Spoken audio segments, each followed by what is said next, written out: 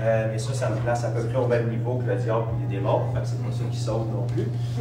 Ils croient en Jésus, ils croient que Jésus est mort et ressuscité, ils ont été témoins de sa mort et de sa résurrection, ils connaissent la Bible plus que la majorité des chrétiens, ils vont à l'église plus souvent que la majorité des chrétiens. Ça ne les sauve pas pour autant. Donc ça m'a pris 28 ans avant de me repentir. Pourtant, j'avais répété environ 500 prières de repentance par année toute mon enfance, mais ce n'est pas une prière qui sauve, c'est une décision de cœur. Si on ne comprend pas ce que c'est la repentance, on ne pourra jamais expérimenter ce miracle. Devenir un enfant de Dieu, ce n'est pas un ajout de Jésus qu'on fait dans notre vie pour se donner une police d'assurance, un billet de sortie de l'enfer, avoir une meilleure vie, avoir plus de paix. C'est certainement des effets secondaires qui vont en découler. Mais quand on vient à Jésus, ce qu'il nous demande, c'est un échange. C'est une vie en échange d'un autre. Si tu n'es pas prête à abandonner ta vie, c'est triste, mais il ne peut pas te donner la sienne. Parce que si tu veux sa vie et tu veux garder la tienne, tu vas avoir une double vie. Ça s'appelle être hypocrite. C'est correct si on parle en français aujourd'hui, il faut que je mette une couche de jambe par-dessus, il faut que je rajoute des mots chrétiens. Malheureusement, j'étais quelqu'un qui aimait bien me servir de Dieu, mais qui n'était pas prêt à servir Dieu, comme la majorité de l'Église moderne aujourd'hui. Donc, on veut toutes les bénédictions de Dieu, mais on ne veut pas qu'il vienne interférer dans les aspects de notre vie où est-ce qu'on pense qu'on est capable de contrôler. Donc, on est très ouvert à ce qui soit Dieu de notre vie spirituelle, mais dans nos relations, ça va bien jusqu'à temps qu'il y ait un problème. Dans notre travail, on est capable de gérer ça. Dans nos études, on est capable de gérer ça. Dans notre couple, on est capable de gérer ça. Mais dès qu'il y a un problème, c'est lui qu'on va blâmer, par exemple. On ne va pas blâmer nos décisions stupides. On va dire pourquoi tu ne m'aides pas, pourquoi tu ne fais pas ça pour moi. Comme si Dieu est un génie dans le langue, qu'on frotte avec des versets quand ça va mal, puis qu'il nous doit quelque chose. En fait, Dieu a accès dans les portions de ta vie où est-ce que tu lui as donné. Tout simplement, si tu ne lui donnes pas ta vie relationnelle, il n'y a pas accès dedans. Dieu n'est pas un violeur et un abuseur, c'est un Dieu d'amour qui respecte nos choix et qui va prendre ce qu'on lui donne. C'est pour ça qu'il nous demande, quand on vient à lui, de lui donner notre vie. Parce que si on ne lui donne pas notre vie en entier, il n'y a pas accès dans notre vie en entier. Et si Dieu n'a pas accès dans votre vie en entier, soyez conscient qu'il y en a un autre qui a accès dans votre vie. Fait que si Dieu a 90% de votre vie, bien le 10% de votre vie qui reste, ce n'est pas vous qui avez accès. C'est le Dieu de ce monde. Et le 10% dans lequel il a accès est suffisant pour venir contaminer le 90% que vous avez donné à Dieu. Donc, on progresse vers des amens. Là, je vais vous réchauffer un peu, mais... Ça a l'air d'une nouvelle doctrine, mais c'est dans la Bible, vous irez chercher. Là. Donc, Jésus a dit, celui qui veut venir après moi, première chose qu'il demande, il faut commencer à faire de l'intercession, puis taper sa tête du diable. Non, il a dit que celui qui veut venir après moi, renonce à soi-même. Voilà. Donc, votre plus gros ennemi, au contraire de ce que toute l'Église pense, c'est pas le diable, c'est pas les démons, c'est pas les principautés, c'est pas les dominations, c'est vous. Pourquoi? Parce que tout ce que je viens de vous nommer là n'ont aucun pouvoir tant qu'ils ne peuvent pas passer par vous. Donc, si vous renoncez à vous, ils n'ont plus aucun véhicule à travers lequel ils peuvent vous atteindre. Amen. Alléluia. On vient de réduire le combat spirituel à 1 minute. On va dire pourquoi je ne fais pas de DVD, je ne ferai pas beaucoup d'argent avec ça. Ça, le Seigneur est obligé de venir me chercher radicalement en 2013 dans ma salle de bain. Et il m'a interpellé avec une simple question qui était « Pourquoi tu dis que tu es chrétien? Ça devrait être une question simple, mais quand elle vient de Dieu lui-même, tu sais, notre jargon d'excuses qu'on se fait pour se faire une façade, là, ça c'est correct devant nos amis chrétiens qui se font la même façade, mais devant Dieu, ça ne marche pas tant que ça. Je vais vous dire tout de suite, là, ceux qui pensent improviser devant le Seigneur pour chercher des excuses, mais qu'on fasse face au Seigneur, ça ne fonctionnera pas. On ne peut pas y cacher grand-chose.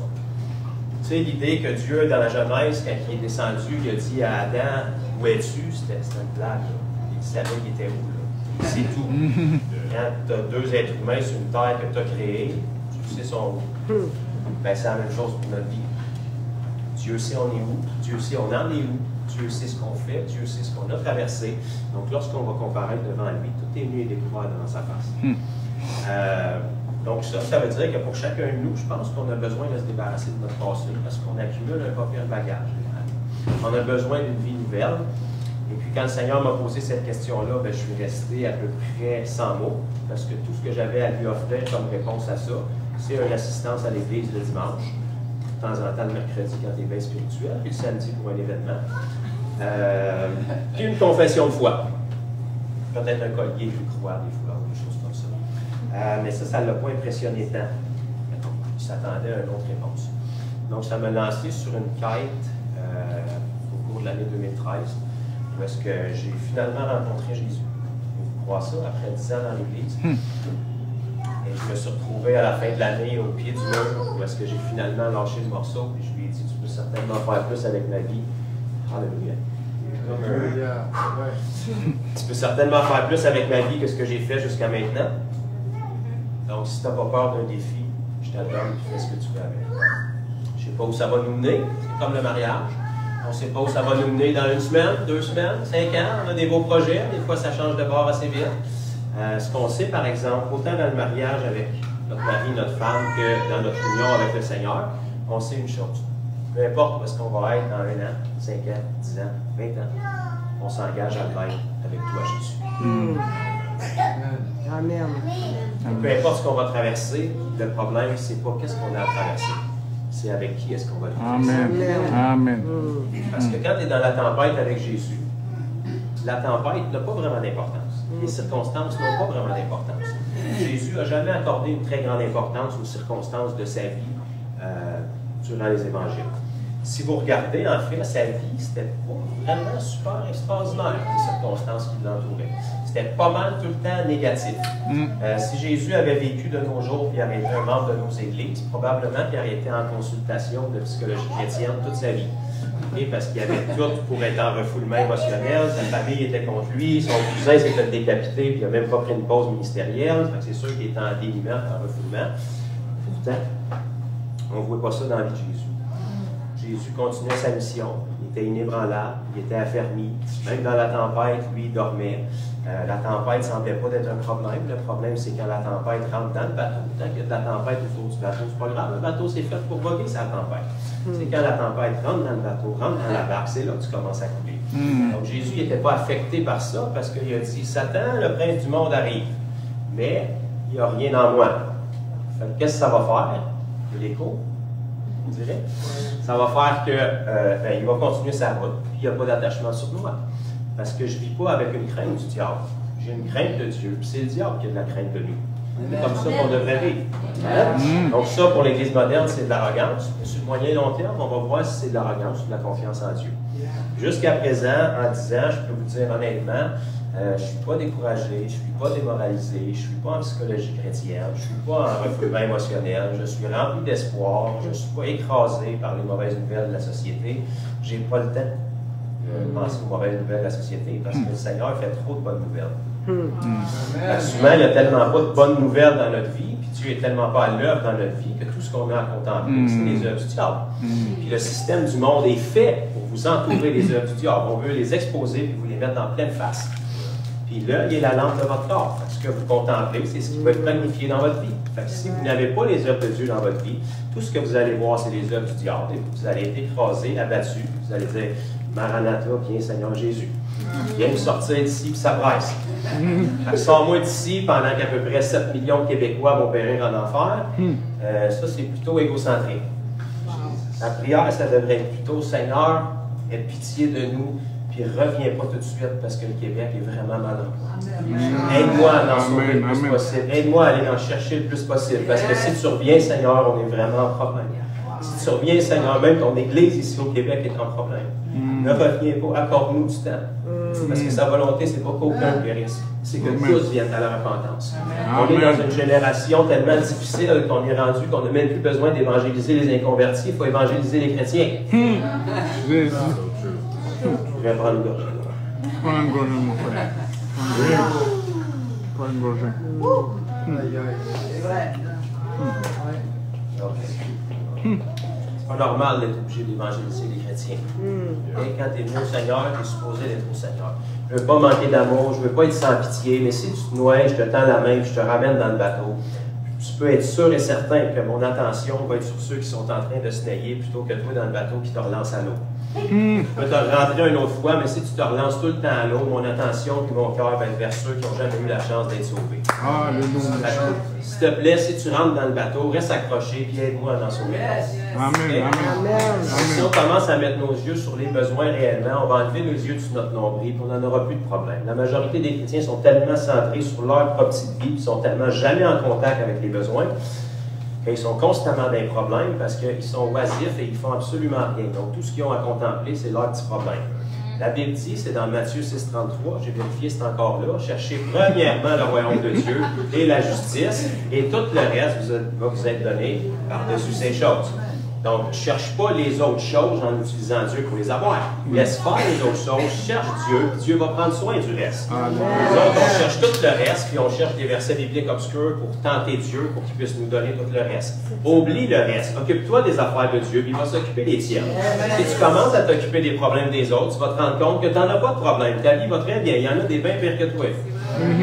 Pendant que tu t'occupes des problèmes des autres, tu vas te rendre compte que quand tu as un petit peu de temps pour revenir à tes problèmes, ils sont disparus en réalité parce que le Seigneur s'en occupait pendant que toi tu faisais d'autres choses. Amen. C'est vrai. Vous comprenez pourquoi je ne suis pas populaire dans beaucoup d'endroits? Parce que la vérité, ça dérange.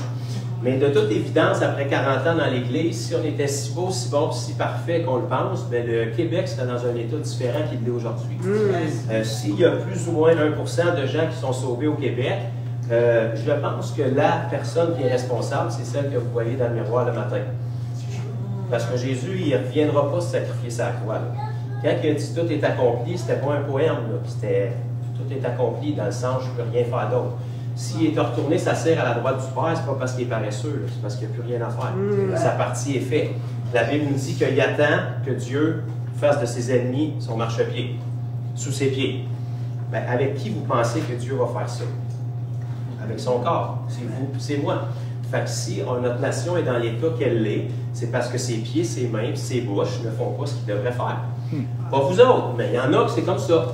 Mais par la grâce de Dieu, on va se mettre ensemble, on va se lever, on va commencer à faire quelque chose avec ce qu'on a. Parce que ce qui nous a sauvés, c'est censé être une bonne nouvelle. Donc, quand on a une bonne nouvelle, la première chose qu'on veut faire, c'est qu'on va aller dire à tout le monde cette bonne nouvelle-là. En tout cas, moi, je ne sais pas pour les autres, mais les gens, d'habitude, quand ils ont une bonne nouvelle, la première chose qu'ils veulent faire, c'est appeler tout le monde pour leur partager cette bonne nouvelle-là. Ne serait-ce que pour écœurer tout le monde, pour leur montrer que leur vie est meilleure que les autres, au moins, ils le disent. La majorité des nouveaux chrétiens, c'est ça qu'ils font. Parce qu'ils sont tous excités, ils ont goûté à quelque chose qu'ils ne savaient même pas qui était présent. Pour la première fois de leur vie, ils ont arrêté de survivre puis ils ont commencé à vivre. Ils ont pris leur premier souffle en dehors de l'eau pour la première fois puis ils sont tellement contents. Leur vie est tout proche, ils n'ont pas d'école biblique, ils ne parlent pas le grec, l'hébreu puis le latin, ils ne connaissent pas tous les versets obscurs de la parole que les chrétiens débattent dessus. Ils ont juste rencontré quelqu'un qui s'appelle Jésus et ils veulent juste dire à tout le monde qu'est-ce qu'ils ont vécu.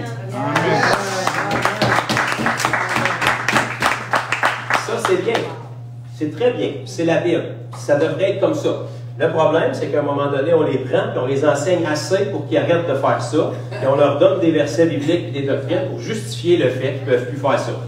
Donc, on leur dit, fais attention, tu vas faire des erreurs, il faut que tu prêches par ton témoignage, la nature de Christ doit être formée en toi. Ben oui, mais le problème, c'est que les gens qui témoignent, souvent, ben, ils sont nouveaux et leur vie n'est pas sanctifiée. Mais ceux que leur vie est rendue sanctifiée, ils ne témoignent plus. Donc, c'est qui que le Seigneur va se servir? Si le Seigneur doit se servir d'un âne pour corriger un de ses prophètes, il n'a même pas de corde vocale. Je pense qu'il peut se servir d'un chrétien que sa vie n'est pas sanctifiée, mais qu'il en connaît juste assez pour savoir que Jésus peut sauver. Les disciples faisaient des miracles dans les évangiles, puis ils n'étaient même pas nés de nouveau. Voyez-vous? Ça non plus, je ne m'attendais pas d'avoir un amen là-dessus. Même Judas avait des démons. Oups, excusez. Pourtant, il en faisait. Aujourd'hui, dans l'Église, quelqu'un qui fait des miracles, c'est le summum de la vie spirituelle. Il y a un ministère. Les apôtres, avant que Jésus soit ressuscité, ils n'étaient pas nés de nouveau et ils faisaient des miracles. Ils sont même revenus vers Jésus et ils ont dit, on a vu un homme qui n'était pas avec nous, qui chassait les démons en ton nom. Jésus a dit, laissez-les faire. Personne ne peut faire un miracle en mon nom et dire du mal de moi après. Donc, nos perspectives de ce que c'est vraiment un bon chrétien spirituel, souvent sont un peu off de la Bible. Faire des miracles, ça devrait être le début. C'est les premiers pas de la vie chrétienne. Le passage dans la Bible qui nous parle le plus des dons spirituels, c'est dans Corinthiens, dans 1 Corinthiens 12. Et puis Corinthiens, l'église de Corinthe, c'était l'église où on a le plus de détails sur les dons spirituels. Pourtant, la Bible nous dit que c'était une des églises les plus charnelles. Genre, il y en a un qui couchait avec sa belle-mère, mettons.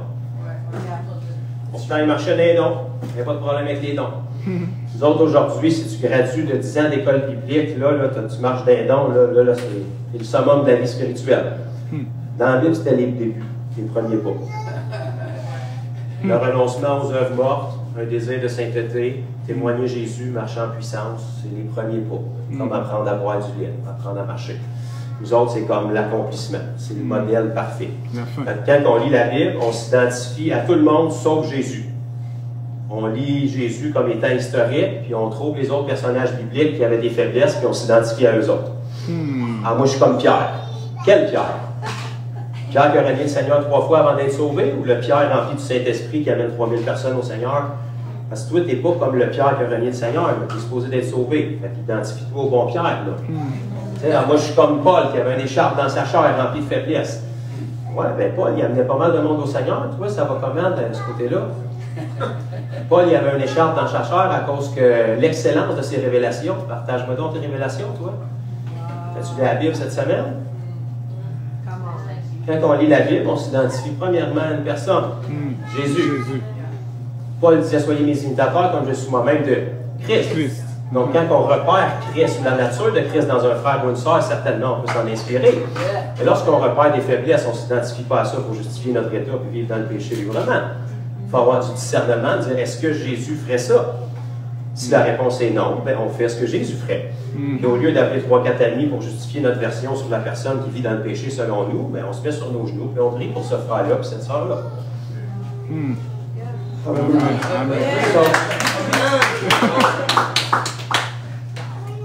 Ça va toujours? On est encore avec toi. toi. Brancher, si c'est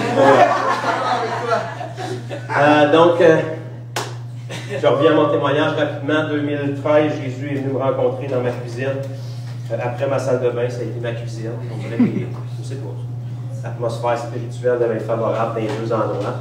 Et puis, il est venu me chercher avec une simple phrase qu'il m'avait déjà donnée en 2010, mais qui était trop intense pour moi, donc j'ai décidé de me sauver. Me sauver de Dieu. Et je sais que vous n'auriez pas fait ça, mais moi je l'ai fait. Là. Donc, je ne sais pas où est-ce qu'on pense se cacher quand on fait ça, mais il nous attend dans le détour. Si vous vous sauvez de Dieu, ben, je veux juste vous informer qu'il y a un mur avec votre nom qui vous attend. Sur le moyen long terme, mais à un moment donné, il y a toujours un mur qui vous attend.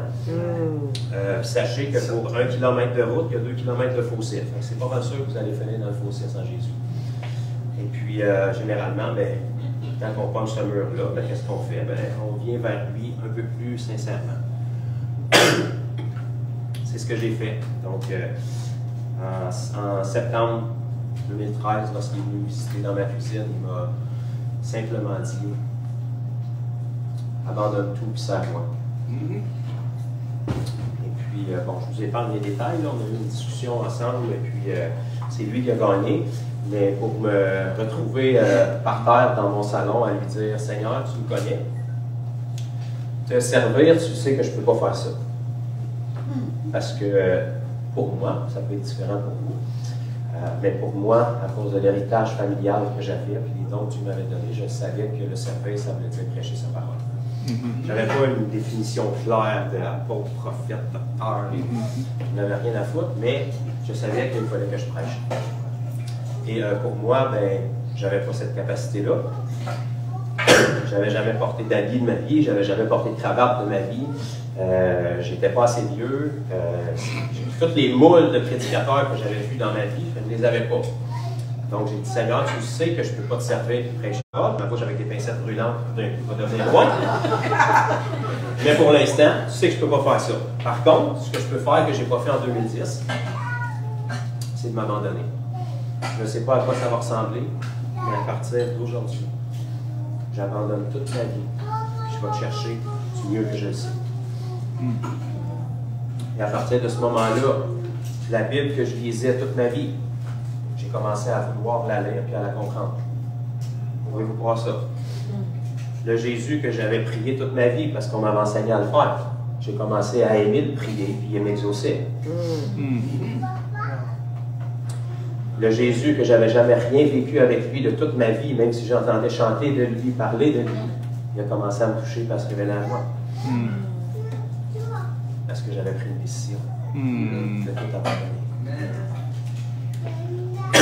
C'est ça que Dieu attend avec notre vie. Un mois environ après cette décision-là, je suis désolé pour ceux que ça peut offenser au niveau doctrinal, mais la puissance du Saint-Esprit est tombée sur moi dans mon salon. Vous imaginez? Ma salle de bain, ma cuisine, puis après mon salon. Vous faites le tour des pièces chez nous. Il y a un feu qui s'est même brûlé dans le cou, dans mes trapèzes, puis je me suis mis à parler en d'autres langues. Ça, c'est écrit dans la Bible. Je suis désolé si on vous enseigne autrement.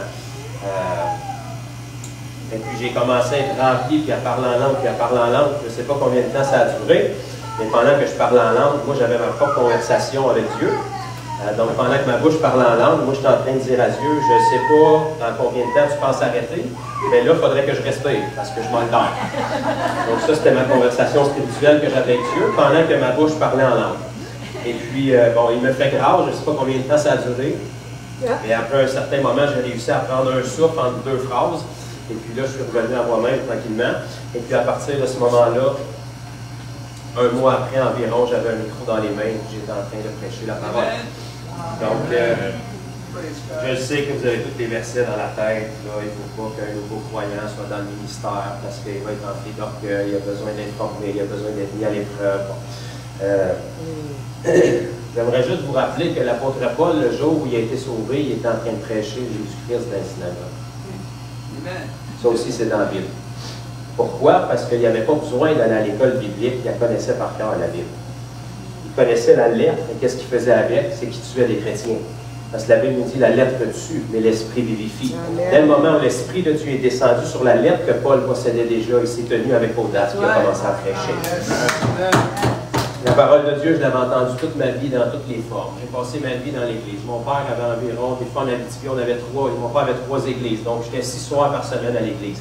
J'étais plus souvent à l'Église qu'à l'école. Toutes les pratiques d'Église, je connais ça de fond en comble. Si vous voulez dormir ces bancs d'Église, je peux vous suggérer des positions.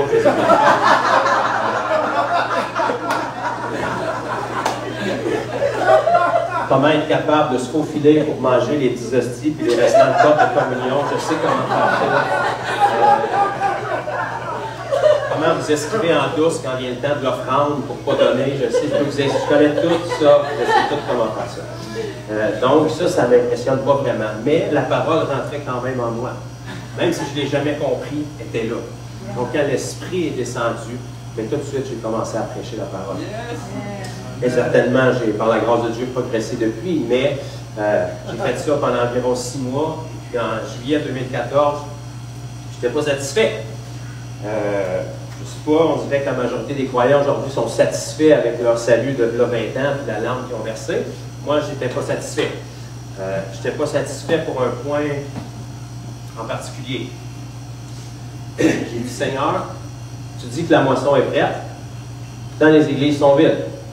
Les églises qui sont remplies, puis s'il y a une grande persécution demain matin, ils se videraient. Donc, ils sont remplis avec quoi, je ne sais pas, mais j'ai dit, Seigneur, si la moisson était prête il y a 2000 ans, forcément, elle est encore plus prête aujourd'hui. Pourquoi les gens viennent pas à l'église? Là, je vous rappelle que ça, c'était en 2014, j'avais 29 ans, et à cette époque-là, je n'avais jamais vu personne venir à Jésus dans un autre format que faire une demi-heure de louange. Après ça, on passe l'offrande. Après ça, on fait les annonces. Après ça, on fait une prêche d'environ 45 minutes. Après ça, on remet de la louange pour que les gens se sentent émotionnellement touchés. Après ça, on fait l'appel au salut. Puis ceux qui répondent au salut, on leur fait répéter une prière sincèrement avec tout leur cœur. Puis après ça, ils remplissent une carte de membre et ils sont sauvés. Donc ça, c'est ce que j'avais vu toute ma vie. Puis tout le monde semblait être sauvé, sauf moi, en faisant ça. Mais bon. J'ai dit, Seigneur, montre-nous comment faire pour amener le monde à l'église ou dans les événements pour qu'ils soient sauvés, parce que mon cœur, c'était vraiment que les gens soient sauvés. Puis j'ai dit, je vais le faire. J'ai dit, je ne peux pas croire qu'il n'y a pas personne qui veut Jésus au Québec plus que ce que je vois. Les églises, quand ils ont des gens, c'est souvent des gens de 2e, 3e génération, parce que quand la dernière fois qu'il y a eu des gens qui sont jeunes, qui ont été sauvés, à 28 ans, quand je suis venu à la crèche, je n'avais jamais vu de ma vie, en parcourant les églises du Québec, quelqu'un de ma génération né de nouveau. Je vais répéter ça. À 28 ans, quand je suis venu à Jésus-Christ, en parcourant les églises du Québec avec mon père, je n'avais jamais rencontré quelqu'un de ma génération, plus ou moins 5 ans, né de nouveau. Ça marche-tu un peu? En 2000. J'avais vu des gens de ma génération. Ils pouvaient sauter, ils pouvaient applaudir, mais quand on sortait de l'église, il n'y avait rien de différent avec les gens du monde. À l'exception qu'il y avait une façade chrétienne, puis ils savaient quoi dire et quoi ne pas dire à l'église. Mais des gens qui rencontrent Jésus, ça doit être possible de rencontrer Jésus avant 50 ans, ça doit être possible de rencontrer Jésus quand tu es jeune, ça doit être possible de faire quelque chose pour le Seigneur quand tu es jeune. Donc j'ai dit, Seigneur, montre-moi comment faire pour amener les gens à l'église, je vais le faire, pour qu'ils soient sauvés. Et le lendemain, dans ma cuisine encore, à la même place où j'avais parlé à Jésus, Jésus est venu me visiter et il me dit, tu m'as demandé comment faire pour amener les gens à l'église. J'ai dit, oui Seigneur, c'est pour ça que je priais et que je jeûnais hier. Je priais puis je jeûnais. Jeûner, ça veut dire que tu ne manges pas. C'est encore dans la Bible. Je sais qu'on pense qu'on va mourir au Québec, là, mais ça va aller. D'après moi, ça va être correct. Essayez-le. Donc, j'avais prié, j'avais jeûné, j'avais crié au Seigneur. Le Seigneur m'a dit, tu m'as demandé comment faire pour amener le monde à l'église. J'ai dit, Seigneur, parle ton serviteur, écoute. Le Seigneur m'a dit, c'est pas au monde à venir à l'église, c'est à l'église d'aller vers le monde. S'il me l'avait dit une journée avant, je n'aurais pas saisi. Mais parce que le moment où il me l'a dit, j'étais sur mon laptop en train de découvrir les vidéos de quelqu'un qui est en train de prier pour les malades dans les rues. J'ai fait 1 plus 1, ça fait 2, puis je me suis dit, hey, dans la Bible, les miracles, ça ne se passait pas dans l'église, la majorité du temps. Ça se passait dans les rues, ça se passait dans les foules, ça se passait dans les maisons. Ça se peut-tu que le Seigneur serait capable de guérir en dehors des murs de l'église? Ça se peut-tu que si Lazare était mort et il est revenu à vie, tu n'as pas besoin que la personne croie pour obtenir un miracle? De toute évidence, Lazare ne devait pas croire fort quand il a été ressuscité. Fait que forcément, c'est ça la foi de Jésus qui est ressuscité. Je m'excuse de bouleverser votre doctrine, là, vous ferez le calcul. Si Jésus nous demande de ressusciter les morts, c'est clair que ce n'est pas sa foi des morts qui peuvent ressusciter. Il faut que ça soit sa norme. Fait que si tu viens pour prier pour un malade qui n'a pas la foi, ça fait donc ta foi pour qu'il soit guéri, ça va l'aider à croire.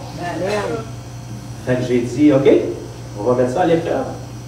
J'ai commencé à aller dans les rues, dans les parcs, un peu partout, prier pour les gens, puis on commençé à être guéris. Puis à un moment donné, ils ont commencé à être sauvés. Là, ça a commencé à ressembler à la Bible. Fait qu'on n'est pas tout à fait rendu pareil, mais on se rapproche de plus en plus. Je n'ai pas vu de mort ressusciter encore, parce que j'ai eu l'opportunité de prier juste pour un. Mais j'y travaille. Je vous informe, quand je réussis à en avoir un de ressuscité, j'ai vu des centaines, et en tout cas, je ne veux pas être trop extravagant, mais je vois des gens guéris depuis 2014, toutes les semaines. Et puis, au départ, quand j'ai commencé, je me suis dit, la première personne qui va être guérie, wow, elle va tomber sur sa face, elle va commencer à pleurer, puis elle va se donner au Seigneur. Elle vient d'être guérie par Jésus. Elle vient d'avoir la preuve que Jésus est réel. Malheureusement, ce n'est pas comme ça que ça marche. Donc, ça m'a pris 1 an et 8 mois à voir des gens guéris chaque semaine dans les rues que j'évangélisais avant de voir une conversion. Fait que ça, c'est le moment où l'Église qui devrait t'encourager là-dedans te dit, tu sais, les guérisons, c'est pas si important que ça. Ce qui est important, c'est le salut. Mais pas trop l'emphase sur les dons. Là. OK, mais toi, parle-moi donc comment ça va tes conversions. T'en as jamais eu? OK, c'est bon. Ben, je vais continuer avec ce que je fais, puis on se reparle tantôt. Fait qu'au bout d'1 an et 8 mois, j'ai eu ma première conversion. Si j'avais arrêté à 1 an et 7 mois, fait que qu'est-ce que j'ai fait pendant ce 1 an et 8 mois-là? J'ai appris, j'ai semé, puis je suis arrivé à une conversion. Puis je vous souhaite que ça ne prenne pas 1 an et 8 mois pour vous, mais c'est sûr que si vous ne commencez pas quelque part, ben, ça n'arrivera jamais. Si tu veux récolter quelque part, il va falloir que tu commences à semer. On trouverait ça ridicule dans le naturel qu'un fermier s'attende de récolter s'il n'y a jamais mis de semences. Donc, on dirait que dans le monde spirituel, on est tous corrects avec ça. On pense que si on prie pour le réveil, le Seigneur va faire tomber par le plafond de l'Église. Je ne sais pas par où ils vont arriver, mais les ténèbres ne sont pas attirées vers la lumière. C'est la lumière qui doit aller repousser les ténèbres pour que les gens voient clair. Amen. Nous autres, on est tous isolés. C'est comme, moi, j'appelle ça le festival des lumières. On se rassemble ensemble, puis là, on brille les uns ces autres, puis là, on est comme à la discothèque. Puis, alléluia, du chocolat chaud parce qu'on ne boit plus. C'est bien le fun, puis c'est bien agréable. Au mieux, tu vas ressortir plus bronzé, mais il n'y a pas de grands ténèbres qui ont été repoussés, là. Tu sais, tu allumes une lumière en plein jour, c'est pas trop impressionnant. Si tu veux qu'elle serve à quelque chose, la lumière, allume-la dans les ténèbres. Hein? Ben, les ténèbres, c'est quand on sort d'avec les lumières. Nous nous autres, on a tellement peur des ténèbres qu'on a peur que si on s'approche de certains climats, de certaines personnes, ils vont éteindre notre lumière. Je ne sais pas comment ça peut se faire, là, mais j'ai jamais vu les ténèbres éteindre une lumière. Tu peux avoir les ténèbres les plus profondes, si tu allumes juste une petite allumette, ils vont reculer automatiquement. Les ténèbres, ce n'est pas quelque chose qui existe en soi, c'est une anomalie, c'est une absence de lumière. C'est quelque chose qui prend la place en l'absence de quelque chose qui devrait être là. Fait qu'en réalité, si nous, on est lumière, il n'y a même pas de combat, c'est même pas un challenge. Là. Partout où est-ce qu'on se déplace, les ténèbres reculent. Puis le diable, c'est ça. Fait qu'est-ce qu'il a mis dans la tête des chrétiens? Bien, on veut à tout prix qu'ils ne se déplacent pas. Fait qu'on va les garder dans la même place, tout ensemble, où est-ce qu'ils vont être confortables. Puis quand ils se déplacent, on va réussir à détrôner Dieu de leur pensée pour pas qu'ils marchent dans leur identité, que quand ils se déplacent, plutôt que de prier sur les gens autour d'eux, bien, ils vont prier pour une couverture spirituelle pour ne pas être affectés par le péché. Alléluia, gloire à Dieu. Ça va toujours? Alléluia.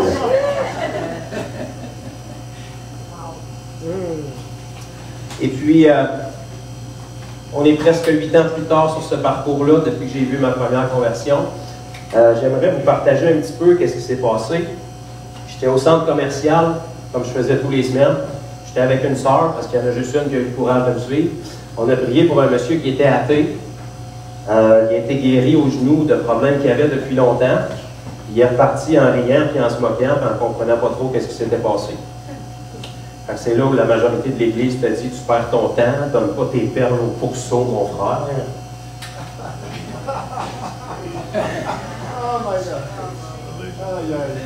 Quelques semaines après, je reçois un commentaire sur une publication Facebook. Il y a une madame qui me dit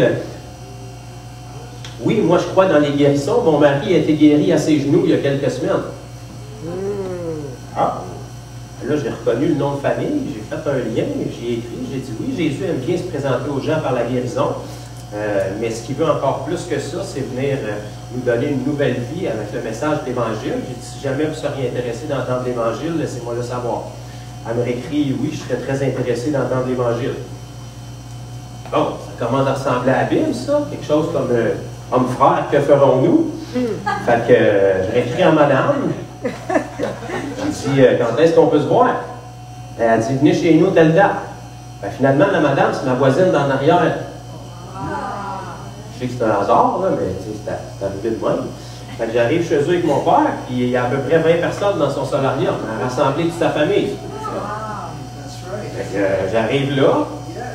J'ai pas d'équipe de louange. J'ai même pas prié jeûné avant d'y aller. J'ai oublié de parler en langue avant de rentrer. J'ai même pas d'intercesseur pour purifier l'atmosphère spirituelle.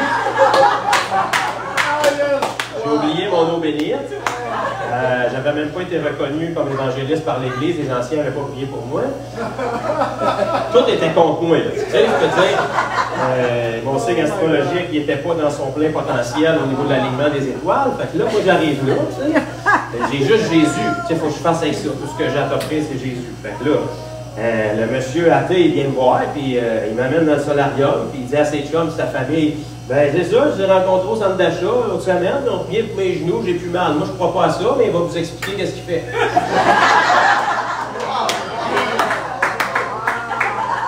Puis là, tu cherches un instrumental de louange sur ton téléphone pour essayer de...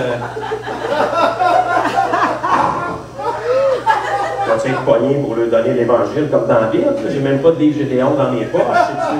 C'est une prière du salut. J'ai oublié mon collant de frigidaire Jean 3,16. Qu'est-ce que je vais faire avec eux autres?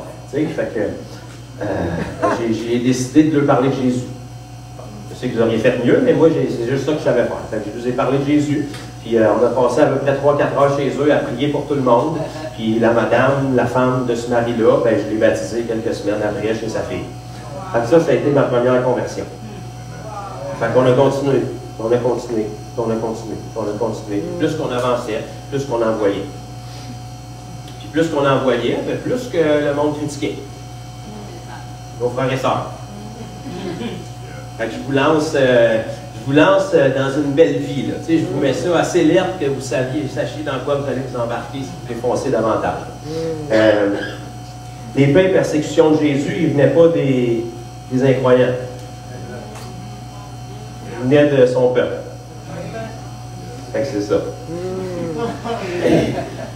les Sadducéens, les docteurs de la loi, les pharisiens, tous les siens. Ce qui faisait qu'ils s'opposaient à Jésus, c'était les esprits religieux qui étaient en eux. Puis même si ces gens-là sont morts, ben, les esprits religieux, là, ils ne sont pas morts, eux autres. Fait qu'ils ont juste besoin d'autres religieux pour venir nous persécuter. Fait que attendez-vous que si vous commencez à faire quelque chose puis récolter la moisson, vous allez être persécuté. Vous allez avoir de l'opposition. Mais par contre, vous allez vivre. Parce qu'on est censé d'avoir une vie chrétienne. Une vie chrétienne, c'est censé être vivant. La majorité des chrétiens, si tu passes 5 minutes pour passer avec eux autres, c'est une funéraille chrétienne qui ont depuis 20 ans.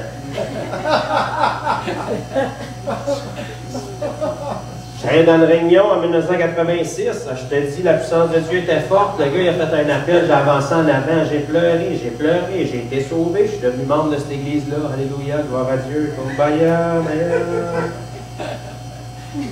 wow, c'est merveilleux, gloire à Dieu. Comment ça va, là? Écoute, c'est à travers de nombreuses tribulations qu'on va hériter du royaume de Dieu. La route vers la perdition est grande, mais le chemin est étroit. OK? As-tu des témoignages? Jésus est-tu encore bon pour toi? Ah oui, Dieu est bon, toujours, tout le tour. Toujours. La femme est partie, j'ai perdu mes enfants, j'ai plus une scène, j'ai plus d'amis. Ah, OK. C'est encore une bonne nouvelle pour toi? Tu parles-tu encore de Jésus aux gens ou tu n'oses quasiment pas qu'ils deviennent chrétiens et qu'ils se ramassent comme toi, dans le fond? Je te rencontrais avant que tu sois au Seigneur, puis tu avais bien des affaires à me raconter de tes fins de semaine. Là, depuis que tu es à Jésus, je te demande à la job, qu'est-ce que tu as fait en fin de semaine? Ah, c'était extraordinaire, là. Il y avait un spectacle à l'église, on est allé là, il y avait des beignes après, puis on a eu bien du fun, alléluia. Puis la prêche, hey, c'était solide, la prêche. C'était quoi? C'était un invité, mais c'était tellement fort, je me souviens plus, mais je me souviens que... OK. So, je suis pas sûr que si on aurait rencontré les apôtres, puis on leur avait demandé comment ça a été ta fin de semaine, qu'ils auraient commencé à chercher un miracle de 10 ans, pour essayer de te le raconter, de l'embellir. Tu sais? Il aurait pu te raconter le miracle le plus frais qu'il venait de vivre, comme là, 1 heure, même pas. Il n'était pas découragé, il n'était pas démoralisé, il était très heureux d'avoir été battu pour l'Évangile. Il n'était pas sur la morphine, là. Il ressentait les coups comme nous autres, ça faisait mal comme nous autres, il y avait des familles comme nous autres, il y avait une gestion de temps comme nous autres, il y avait 24 heures dans la journée comme nous autres. S'il y a de quoi, il y avait moins de technologie que nous autres, il y avait moins de confort que nous autres. Ils semblaient être très heureux de servir le Seigneur, parce que leur vie était pavée de témoignages à la gloire de Dieu. Amen. Quand Dieu coule à travers toi, ça te garde en vie. Quand les roches te scellent chaque bord de la tête, ça te garde éveillé. Tu n'as pas le temps de t'endormir.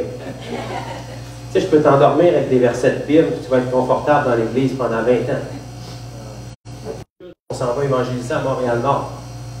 Peut-être que tu vas porter plus attention à ce que je vais te dire. Peut-être. C'est comme ça. Ça se peut que tu lâches ton téléphone l'après-midi et que tu ailles dans la Bible un peu. Peut-être. Pourquoi? Parce que tu as des responsabilités. Nous autres, on vient au Seigneur, puis on pense qu'on vient des électrons flottants, là, puis on est juste des intercesseurs. On est rendus intercesseurs. Tu mets une louange, on est des plus que vainqueurs, des conquérants, tout le monde saute 2 pieds d'eau, puis quand il y a le temps d'évangéliser, oh, je ressens dans mon esprit que le Seigneur veut que j'intercède pour vous. Allez-y, frères et sœurs, je vais me tenir à la garde une sentinelle. Là, tu viens d'avoir le mandat d'intercesseur. Là, on t'a pas vu un meeting de vigueur, mais là, tu viens d'avoir le mandat d'intercesseur.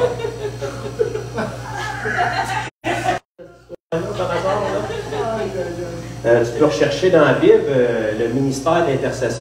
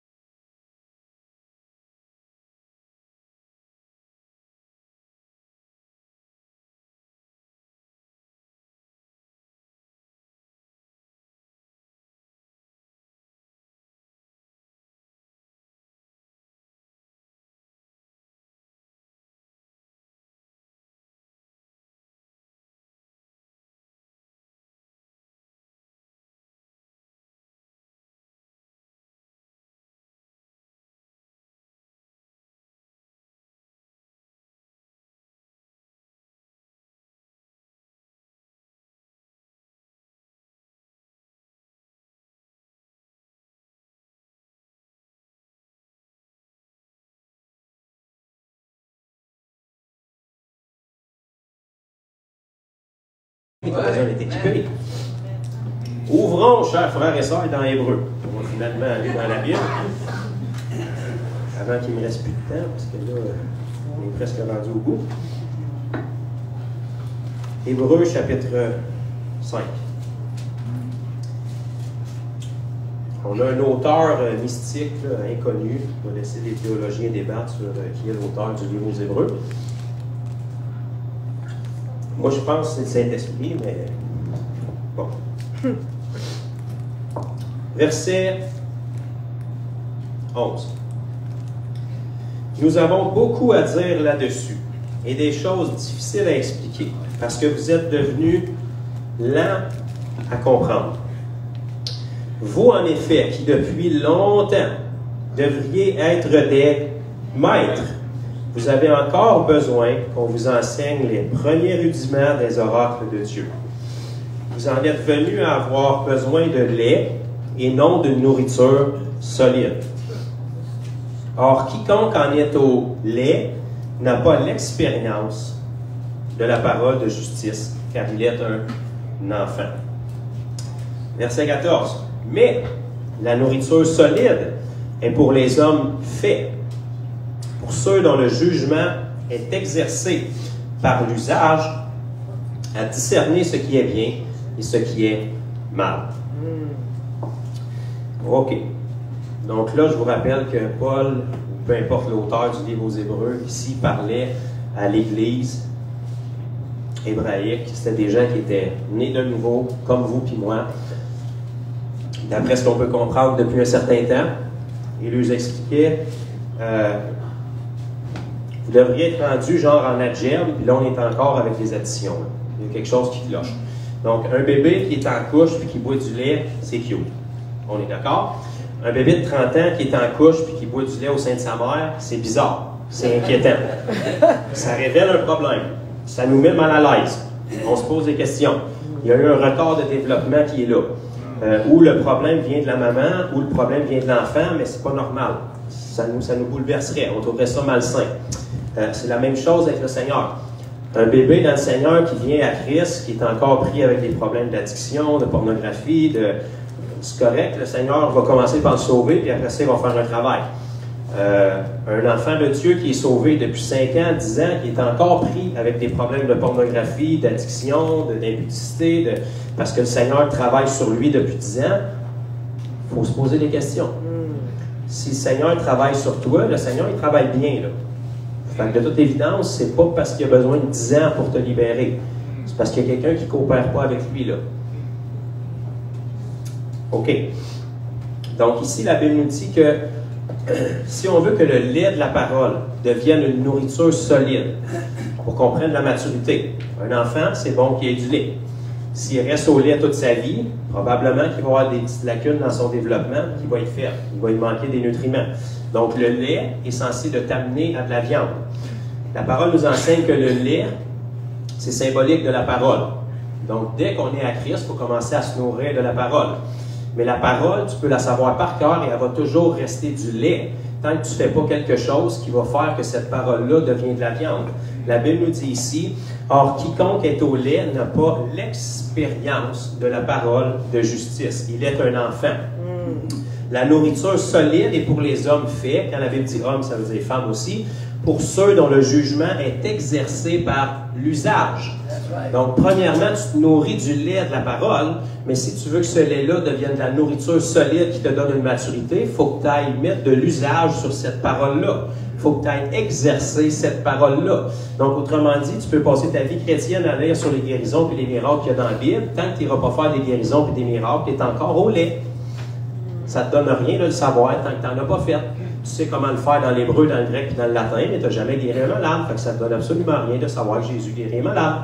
Et la personne qui est malade, elle n'a pas besoin de savoir que tu le sais dans le grec, dans l'hébreu et dans le latin. Elle veut juste être guérie. Elle s'en fout de ce que tu sais. Elle veut l'expérimenter. Fait que si tu veux que le lait de la parole, pour la guérison par exemple, devienne de la nourriture solide, il faut que tu ailles prendre l'information que la Bible te dit. Voici les miracles qui accompagneront ceux qui auront cru en mon nom, ils imposeront les mains malades et les malades seront guéris. Bon, si je suis un croyant, ça veut dire que je crois la Bible, mais je prends cette information-là, je trouve un malade, je lui impose les mains au nom de Jésus, et puis il est guéri. Donc là, le lait de la parole est devenu de la viande parce que j'ai pris de la maturité. Maintenant, je sais ce que c'est de guérir un malade.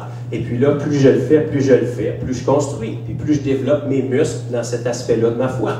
Et c'est la même chose pour tous les aspects de notre vie. Donc, tu ne pourras jamais avoir de la viande si tu n'as pas le lait. Tu commences par le lait qui est la parole qui te donne l'information. Mais si tu veux que cette parole-là devienne vivante dans ta vie et qu'elle se manifeste à travers toi, là, il faut que tu prennes la parole qui est l'information et que tu ailles l'expérimenter. Amen. C'est le même principe que je partageais avec le frère et la sœur à mon assemblée. Il n'y a pas personne qui va à l'école toute sa vie pour jamais faire un travail. Si ça fait 40 ans que tu étudies pour être médecin et tu meurs, je veux dire, combien de personnes t'ont aidé dans ce 40 ans-là? Là? Tu es peut-être un excellent médecin dans ta tête, là. Mais à quel moment tu vas commencer à pratiquer la médecine? Tout le monde s'en fout que tu aies des études de médecin si tu ne pratiques pas. Ça sert à quoi? À un moment donné, peu importe ton niveau d'études, ils vont te prendre et ils vont te mettre en stage. C'est juste normal pour que le stage te mette les mains dedans pour que tu ailles appliquer ce que tu as appris. Puis une fois que tu as appliqué ce que tu as appris, là, tu joins le théorique avec le pratique, puis tu trouves la ligne directrice entre les deux. Et puis là, tu peux commencer vraiment à utiliser ce que tu as appris. Donc, l'Église, on dirait qu'elle est dans un moment de formation depuis que les gens sont au Seigneur, puis il n'y a jamais un moment où est-ce qu'ils vont aller s'exercer. J'ai passé l'expérience pour faire ça. J'ai passé l'expérience pour faire ça. J'ai jamais fait ça. Je le sais. Avant de faire quelque chose, on ne l'a jamais fait. C'est pareil pour moi. J'ai le même problème que vous. Avant de marcher, je ne savais pas marcher. Puis à force de marcher, ben là, je me débrouille pas trop pire. Puis avant de courir, il a fallu que je cherche marcher. Puis la première fois que je suis tombé en marchant, je vais vous dire ce que mes parents n'ont pas fait. T'es un hypocrite, c'est pas marché? Non. Ils étaient conscients que j'avais la capacité de marcher. Je ne savais juste pas comment le faire encore. Fait que qu'est-ce qu'ils ont fait? Ils m'ont placé dans un environnement pour que je puisse essayer de marcher. Ou est-ce que, quand j'allais tomber, c'est pas la question si tu vas tomber, c'est la question quand tu vas tomber. Mais quand tu vas tomber, on va s'arranger qu'il n'y ait pas de vitre et de clous autour de toi. On va te faire marcher sur du tapis. On va te faire marcher sur du gazon. Comprends? Donc, on ne contrôle pas la chute. On contrôle l'environnement qui est autour pour que la personne puisse progresser. Puis aujourd'hui, dire une affaire, je ne veux pas être orgueilleux, mais je marche pas mal. Ça va bien mon affaire. J'ai 38 ans d'expérience là-dedans, puis ça ira par là. Parce que j'ai commencé quelque part. Puis à un moment donné, en marchant, je me suis dit, ben si tu appliques le même principe, mais que tu vas un petit peu plus vite, tu peux tomber dans une autre affaire qui s'appelle la course. Puis après, quand tu es de niveau de course, tu peux aller encore plus loin, mais encore plus loin, parce que tu as exercé sur ce que tu avais et tu as progressé. C'est la même chose avec les choses de Dieu. C'est la même chose avec les dons spirituels. C'est la même chose avec partager sa foi. Tu peux faire des formations, des conférences. Tu peux avoir l'imposition des mains de n'importe qui, même si Élie redescendait ici-bas, puis qu'Enoch redescendait, puis qu'il te smasherait son manteau de fourrure dessus, puis que tu ferais le bacon à terre pendant 30 minutes, ça va faire un temps. Ça va être extraordinaire. Ça va être comme Saul quand il était en compagnie des prophètes. Saül, il s'est commencé à prophétiser. Ça fait un temps. Mais tu ne peux pas vivre constamment sous l'onction et la consécration de quelqu'un d'autre. Ta consécration peut faire un miracle dans la vie de quelqu'un. Peut faire débloquer, peut renouveler l'intelligence, peut te donner une touche, peut te donner une push, peut te donner un zèle. Mais tu ne peux pas vivre d'injection en injection sur la foi de la consécration des autres. Ça va faire un temps. Puis à un moment donné, tu vas te retrouver tout seul avec toi-même puis Jésus. Peux-tu croire ça? À un moment donné, tu vas être tout seul avec Jésus. Tout ce que tu vas avoir, c'est Jésus. Tu vas être à la pharmacie, puis là, il y a quelqu'un en avant de toi avec une canne qui va commencer à se plaindre. Puis là, l'esprit va dire, qu'est-ce que tu fais? Ça, c'est un genre de signe. C'est humide aujourd'hui, j'ai tellement mal. Tu vas aller lire une dévotion quotidienne sur ton cellulaire. Alléluia. Le Seigneur te dit, c'est moi qui te l'envoie. Tu sais que tu n'étais pas supposé de venir ici, puis que tu es là, puis que dans tout le monde dans le line-up, c'est devant toi qu'elle est. Prie. Qu'est-ce qu'on fait pour souper à soir? Oh là là là, babache. Mais là, à un moment donné, si tu le fais jamais, tu ne pourras jamais prendre d'expérience. Seigneur, je ne peux pas prier, j'ai jamais fait ça. J'étais au courant avant de te le demander. Si on ne règle pas ce problème-là tout de suite, demain, ça va être la même affaire. Ouais, mais tout d'un coup, qu'elle n'est pas guérie. Ouais, mais si tu ne pries pas, c'est pas mal sûr qu'elle ne sera pas. Mais chance de ton bord. Si tu pries, tu as 50% de chance qu'elle soit guérie. Ouais, mais tout d'un coup, je te fais mal paraître. Ça ne peut pas être pire que là, d'après moi. Tout d'un coup, qu'elle serait guérie. Ah ben, je ne sais pas quoi faire. Donc là, tu fais un pas de foi. Excusez-moi, madame, je m'excuse de vous déranger. Moi, je suis chrétien. Je sais que c'est bizarre. Je crois en Jésus. Ah, wow, vous êtes croyant? Ah, je trouve ça beau, des gens dans votre génération qui sont croyants. Pas vrai? Vous trouvez ça beau? Ah, wow, là, tu trouves un petit paquet de courage. Ben ouais, moi, je crois en Jésus, puis j'ai pas honte à part de ça. Écoutez, j'ai vu que vous aviez une canne. Je me demandais si c'était pour jouer au golf ou c'est parce que vous avez un problème. Ben oui, je suis dû pour me faire changer la hanche, j'ai de l'usure. OK. Écoutez, je sais que c'est bizarre, là, mais moi, je prie pour les malades. Ah ouais, vous priez pour les malades? Oui, ça fait-tu longtemps? Là, je voulais savoir si, pendant qu'on attend, j'aurais pu prier pour vous. Mais ça me ferait vraiment plaisir, là, je veux dire. On attend de toute façon, puis la prière, ça ne peut pas faire tard. OK. Dans le nom de Jésus, sois guéri. Hey, qu'est-ce que tu m'as fait? Je sens plus rien. Non, mais c'est-tu mieux un peu? Ou... Non, je te dis, je sens plus rien. Qu'est-ce que tu sens plus rien? Mais t'as prié pour que je sois guéri? Oui, mais... Pas là, de même. Mais vous venez de me dire que vous êtes croyant? Oui, mais là, c'est un peu rapide. OK, vous êtes sûr que vous êtes guéri, là? Testez-les comme il faut, là. Non, je te dis, je ne sens vraiment plus rien, là. Comment t'as fait ça? Bon, là, c'est le temps pour donner l'Évangile. Fait que là, si tu n'as pas de Gédéon dans tes poches, puis tu n'as pas de carte de Jean 3,16, ben là, il faut que tu fasses, dans le fond, ce pourquoi Jésus t'a sauvé. Ben là, vous êtes guéri parce que Jésus il a été meurtri pour vos maladies. Puis, ben, naturellement, comme tous les êtres humains, une fois que son corps a été meurtri, ben, il a saigné. Puis, quand il a saigné, ben, son sang, c'était pour vos péchés. Fait que s'il est capable de guérir vos corps, ben, son sang est capable de pardonner vos péchés aussi. C'est simple de même. Puis là, quand la personne vient au Seigneur, tu racontes ça à tes amis chrétiens à l'église, puis là, ils te donnent un ministère, puis tu prêches le dimanche parce que tu es un super chrétien qui a reçu une onction. En réalité, tu as guéri un malade, puis tu lui as parlé de Jésus. C'est juste la normalité. On va lire le chapitre 6, là, qui arrive après le chapitre 5. Regardez, ça dit « C'est pourquoi, laissant les éléments de la parole de Christ, tendons à ce qui est parfait, sans poser à nouveau les fondements. » Bon, on va regarder ce que c'est les fondements. Ceux qui sont plus ou moins forts en construction, les fondements, c'est... Tu commences avec ça. Et si ton contracteur a mis le fondement sur ta toiture, c'est le temps de l'éclairer. Le fondement, c'est comme en bas, puis tu commences à construire dessus. Donc, tendons à ce qui est parfait sans poser de nouveau les fondements. De quoi? Du renoncement aux œuvres mortes. Ça, c'est la repentance. Donc, on vient à Jésus en se repentant de nos péchés. De la foi en Dieu. De toute évidence, c'est pas mal la base. Là. Si tu n'as pas foi en Jésus, tu ne peux pas être sauvé. De l'imposition des mains. Donc ça ne devrait pas être l'aboutissement de ta vie spirituelle après 10 ans à l'école biblique. C'est une base. Là. De la résurrection des morts. Donc, la base, c'est de croire que Jésus est ressuscité, sinon tu ne peux pas être sauvé. Si le même esprit qui a ressuscité Christ d'entre les morts demeure en toi, ben, tu vas ressusciter toi aussi au moment convenant. Et du jugement éternel. Ça fait que ça, c'est la base. J'ai même sauté par accident de la doctrine des baptêmes, au pluriel. Baptême d'eau, baptême du Saint-Esprit. Oups, c'est encore dans deux.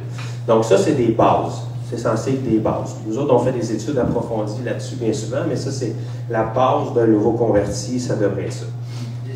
Il ne devrait pas avoir de questions sur la résurrection, il ne devrait pas avoir de questions sur la repentance. On n'est pas censé vivre dans le péché, on est censé vivre une vie de sainteté. On est censé croire en Dieu. La Bible dit que celui qui s'approche de Dieu doit croire que Dieu existe. Sinon, tu t'approches de quoi? Pourquoi? Fait que ça te prend de la foi, ça te prend de la repentance. Tu es supposé d'avoir été baptisé d'eau. Tu es supposé d'avoir reçu le Saint-Esprit. Et puis tu es supposé d'avoir été entraîné à imposer les mains aux gens pour qu'ils puissent expérimenter des miracles, pour que leur cœur se rouvre et que tu puisses parler de Jésus. Ça devrait être la base. Pour nous, c'est comme des bootcamps, des écoles de formation, le summum de ta vie chrétienne. Pourquoi? Parce qu'on passe notre temps à prêcher le message de l'Évangile de base dans l'Église, puis on n'est pas capable de former les gens qui sont là. Puis tu manquais de batterie dans lui aussi. Ça va? OK. Fait que si on revient à former les gens comme ça devrait être, et bien là, le corps de Christ va être équipé. Et puis chaque personne, m'entendez-vous quand même? Non, sinon je peux revenir chez lui. Excuse-moi. Persécution, là.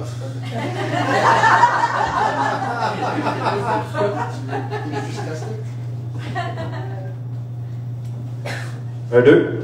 Oh, oh, oh, oh. Ok, je vous rassure, là, je vais arrêter bientôt. Donc, c'est ça. Si on revient aux bases et on commence à amener les nouveaux convertis à une maturité, on commence à les exercer, on commence à enseigner dans l'Église les gens, concrètement. Pas tout le temps avec un message pour être capable de t'amener émotionnellement à ce que quelqu'un réponde à l'appel du salut à la fin. S'il y a quelqu'un qui est sans Christ dans l'Assemblée, le Seigneur va réussir à convaincre. Mais le but premier de l'Assemblée, c'est de perfectionner les saints. Ça devrait être le gym, ça devrait être le bootcamp, ça devrait être le camp de formation où est-ce qu'on vient, on reçoit l'information, on reçout l'application, puis après ça, on part et on s'en va l'appliquer. Puis quand on revient la semaine d'après ou quelques jours après, bien, on vient partager nos expériences. Au lieu de s'apitoyer sur mon sort en commençant par « Le Seigneur est bon, voici comment le diable va marcher sur la tête cette semaine, pouvez-vous me tenir en prière s'il vous plaît », on arrive avec un paquet de témoignages cette semaine.